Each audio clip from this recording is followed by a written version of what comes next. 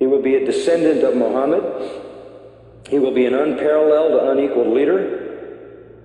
He will come out of a crisis of turmoil. He will take control of the world. He will establish a new world order. He will destroy all who resist him. He will invade many nations. He will make a 7-year peace treaty with the Jews. He will conquer Israel and massacre the Jews. He will establish Islamic world headquarters at Jerusalem. He will rule for 7 years, establish Islam as the only religion. He will come on a white horse with supernatural power. He will be loved by all people on earth. So Jesus will return.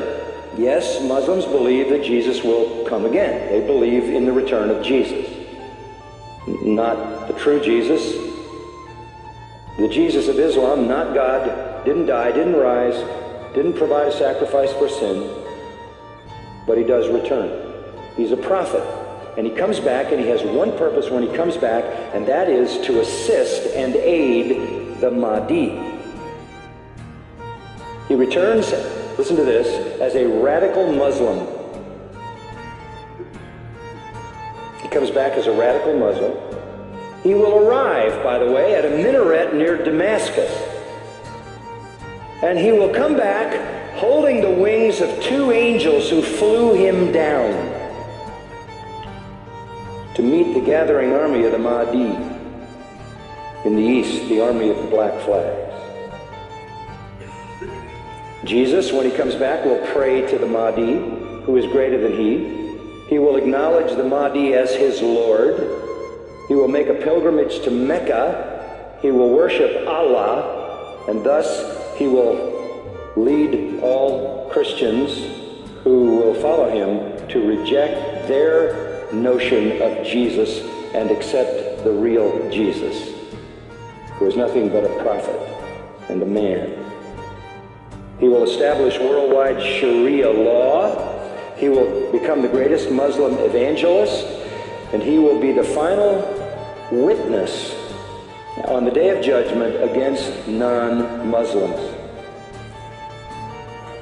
Christians everywhere will affirm that they were wrong, that the gospel is wrong, the New Testament is wrong. He didn't die, he didn't rise, he isn't God, he isn't the Son of God. He himself will come back and point out how wrong we've been. He will correct all misinterpretations and all misrepresentations. Let me quote what their literature says. He will shatter crosses. That's metaphoric for the destruction of the church, a symbol of Christianity being placed in the church. He will kill pigs. He will abolish the tax on non-Muslims because there won't be any living non-Muslims. Can't tax dead people. And then he will do one more thing. He will kill the Islamic Antichrist. He will kill the Islamic Antichrist. Then he will die and be buried by Muhammad, but not until he has destroyed Christianity by revealing who he really is. One of their writings says he espouses the cause of the Mahdi. He is the Mahdi's executioner. He is the Mahdi's enforcer. He is the Mahdi's prophet. And it is he who kills the Antichrist. That leads me to the third person. The Antichrist will show up. The Muslims call him Dajjal. He is the great deceiver. He comes to earth on a mule, and he's blind in one eye. He is an infidel. He is a false miracle worker, this Antichrist, this Islamic Antichrist. But you know who he claims to be? He claims to be Jesus, the Son of God. He claims to be deity.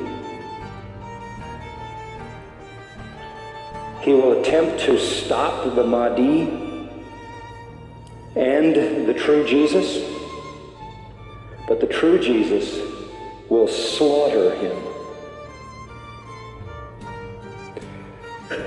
This is their view of the true Christ. Our Jesus is their Antichrist. Our Antichrist is their Redeemer.